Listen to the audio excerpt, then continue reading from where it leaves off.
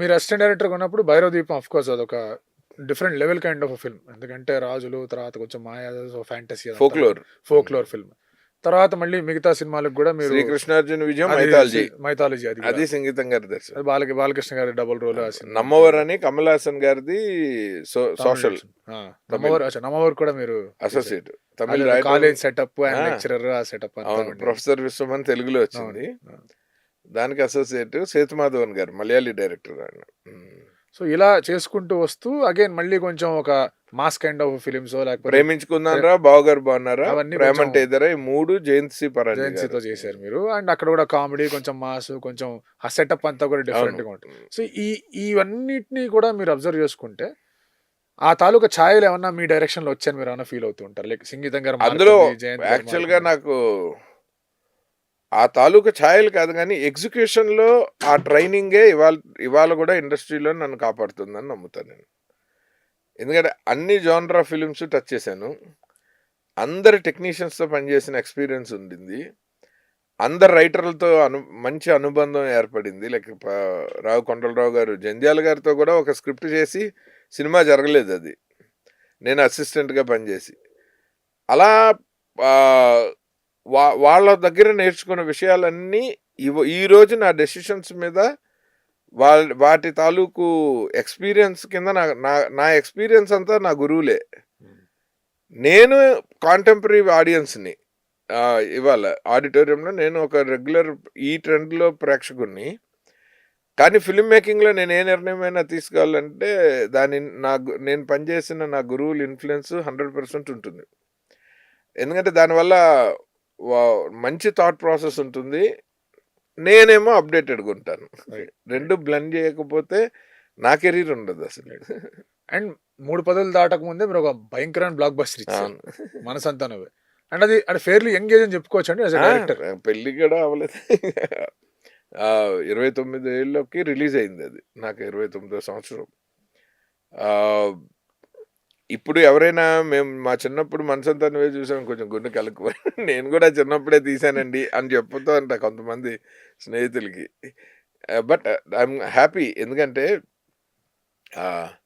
జనరల్గా ఒక డైరెక్టర్కి అతని కెరీర్ మొత్తానికి గుర్తింపునిచ్చే సినిమా మేబీ ఒక 6-7 సినిమాల తర్వాత కొంతమందికి, 15-20 సినిమాల తర్వాత కొంతమందికి, 70-80 సినిమాల తర్వాత కొంతమందికి వచ్చింది. ట్రాక్ రికార్డు ఉండింది.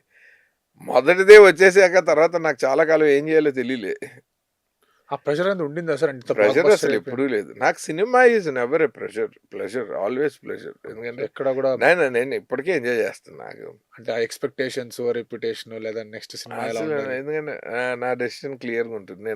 నేను మనీకి కానీ సక్సెస్ కానీ దేనికి ఎక్సైట్ అవ్వలే. నాకు నచ్చితే చేసే సినిమాలు, డబ్బులు తీసుకున్నా తీసుకోకపోయినా చేసా, ఆడినా ఆడకపోయినా చేసా. నేను సినిమాలు చేయడానికే వచ్చా కాబట్టి సినిమాలు మాత్రమే చేస్తా.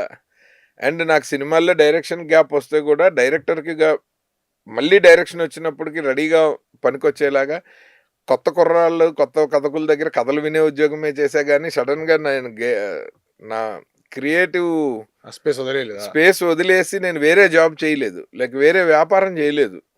చాలా ఆఫర్లు ఉంటాయి. ఇప్పుడు మనకే బోల్డ్ మంది ఫ్రెండ్స్ ఉంటారు ఇంత జర్నీలో. ఓ రెస్టారెంట్ పెడతానంటే అప్పిచ్చే వాళ్ళు ఉంటారు, రియల్ ఎస్టేట్ చేస్తానంటే డబ్బులు ఇచ్చేవాళ్ళు ఉంటారు. బట్ నాకు ఆ డీవియేషన్ లేకపోవటమే నేను ఇండస్ట్రీలో ఉండటానికి కారణం నేను అనుకుంటా. నాకు సినిమా అంటేనే పిచ్చ. అది ఉన్నంత వరకే ఉంటాయి ఇక్కడ. అది లేకపోతే నెక్స్ట్ సెకండ్ ఎవరిని ఇబ్బంది కూడా పెట్టను. మీరు ఆ రోజులో ఉన్న టాప్ 4 స్టార్స్ అందరితో కూడా ఏదో ఒక రూపంలో వర్క్ చేశారు. అది మీరు రజనీకాంత్, కమల్ హాసన్, తర్వాత చిరంజీవి గారు, వెంకటేష్ బాబు, నాగార్జున గారు, బాలయ్య బాబు 2 సినిమాలు, వెంకటేష్ బాబు 2, అందరూ సూపర్ స్టార్లతోనే పనిచేశా. ఈ 6 అయితే నాకు చాలా మెమరబుల్ ఎక్స్పీరియన్సెస్ వీళ్ళతో. ఎందుకు ఈ క్వశ్చన్ అడిగానంటే సార్, ఇప్పుడు ఆ ఇమేజ్, ఆ స్టార్డమ్ అనేది చాలా గట్టిగా సోషల్ మీడియా వచ్చిన తర్వాత అలా ఇలా అని చెప్పి మాట్లాడుకుంటున్నారు. బట్ ఆ రోజుల్లో కూడా అసలు వేరే లెవెల్లో ఇమేజ్ ఉండేది. తెలిసేది సినిమా రిలీజ్ అయినప్పుడు డెఫినెట్లీ తెలిసేది, కానీ కథ డిస్కషన్ పాయింట్ ఆఫ్ వ్యూ దగ్గర నుంచి కూడా వాళ్ళ ఇమేజ్ని దృష్టిలో పెట్టుకొని చేసే పరిస్థితి వచ్చేది. సో మీరు వాటి గురించి కొంచెం చెప్పగలిగితే ఆ 90s ఎరాలో యాక్చువల్గా అసలు ఎలా ఉండేది ఇమేజ్, ఏంటి పరిస్థితి? ఇప్పుడు స్టార్లకి అన్ని కష్టాలు ఎక్కువ.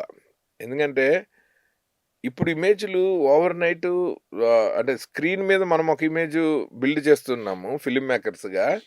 సొసైటీలో ఇమేజ్‌ని వేరేలాగా ప్రొజెక్ట్ అయిపోతుంది. ఇదివరకు ఇంత బాధ లేదు. అప్పుడు యెల్లో మ్యాగజైన్స్ ఉండేవి గానీ, బేసిక్‌గా వాటికి విజిబిలిటీ తక్కువ. రైట్. రైట్. ఇప్పుడు మరీ అరచేతిలోకొచ్చేసింది. ఎప్పుడైనా నిజం మా పరుచూరి వెంకటేశ్వరరావు గారు చెప్తూ ఉండేవాడు. నిజం చెప్పులేసుకునే లోపు అబద్ధం ప్రపంచం చుట్టూ వచ్చేస్తుంది. సో, ఇంకా ఇది రెడీ అవుతుంటుంది నిజం. కరెక్ట్. తర్వాత మనకి ఒక న్యూస్ ఇవాళ బ్రేకింగ్ న్యూస్ అయ్యాక, దాని కంటిన్యూయేషన్ యాక్చువల్‌గా ఏమైందన్నది నెక్స్ట్ డే న్యూస్ అవ్వట్లేదు. అవ్వట్లేదు. అది అసలు ఎవడు ఇప్పుడు పెద్ద పెద్ద మర్డర్‌లు అయిపోయి ఒకడు కల్ప్రిట్ అనేసి నెక్స్ట్ డే కాదు అని న్యాయస్థానం తేల్చాక అది ఎవడికి పట్టట్లే. మళ్ళీ ఇంకో మర్డర్ న్యూస్ కోసం ఎతుక్కోను. సో, సెన్సేషనలిజం ఉన్నప్పుడు ఏమవుతుందంటే ఒకడు పైకెక్కుతూనే ఇంకోటి కిందకి లాగుతూ ఉంటాడు. పూర్వం అందుకే హీరోలు మనకి అందుబాటులో లేకపోవటం, మనం వాళ్ళ ఇమేజ్‌లు మన మనసుల్లో తెర మీద వాళ్ళు ఎలా ఉంటారో అలాంటి పాత్రలతోనే మన మనసుల్లో వాళ్ళు ముద్ర ఎక్కువేసుకోవటం. ఇప్పుడు అలా ఇప్పుడు పిల్లలకి అందుకనే అది అందుకే మనాళ్ళకి ఎక్కడో మనకు అందుబాటులో లేని అవెంజర్స్‌లు ఆళ్ళు ఈళ్ళు ఎక్కువ ఎక్కేస్తున్నారు. Korean stars, correct. Next generation పిల్లలకి యానిమీ స్టార్సు. ఆ యానిమీ క్యారెక్టర్స్ నాట్ స్టార్స్ అదే యానిమేటెడ్ కాబట్టి. అయితే ఇలాగా ఈ ఇమేజ్ మారుతున్నప్పుడు సూపర్ స్టార్ ఇమేజ్ తెచ్చుకుని సర్వైవ్ అవ్వటం అన్నది డిజిటల్ టెక్నాలజీలో ఇవాళ ప్లాట్‌ఫామ్స్‌లో అందరికంటే కష్టమైన విషయం. అది నిజంగా హ్యాట్స్ ఆఫ్ అనే చెప్పాలి. మన స్టార్‌లు still they are fighting to maintain that stardom అన్నది. ఎందుకంటే మీకు ఇంగ్లీష్‌లో నేను 2016, 17 టైంలో సియాటల్‌లో అది పీపుల్ మీడియా ఫ్యాక్టరీ మొదలుపెట్టిన టైంలో సరదాకి నాకిష్టము టామ్ హ్యాంక్స్ కథ చెప్పాలి అని ఒక కాస్టింగ్ ఏజెంట్‌ని అడిగితే, "నువ్వు కథ రెడీ చేసి నాకు మెయిల్ చెయ్యి. ఆ టామ్ హ్యాంక్స్ వాడి ఏజ్‌లో ఉన్న మిగిలిన స్టార్స్ ముగ్గురు ఆడిషన్‌కి వస్తారన్నాడు." నేను షాక్ అయ్యాను. అప్పుడే మీకు గుర్తుంటే ఫేస్‌బుక్‌లో పెట్టా. నాకు ఏదో ఒక రోజు నేను ఒక స్క్రిప్ట్ రాసుకుంటే రామ్ చరణ్, ఎన్టీఆర్, అల్లు అర్జున్ ఆడిషన్‌కి వస్తే ఎలా ఉంటుంది? అంటే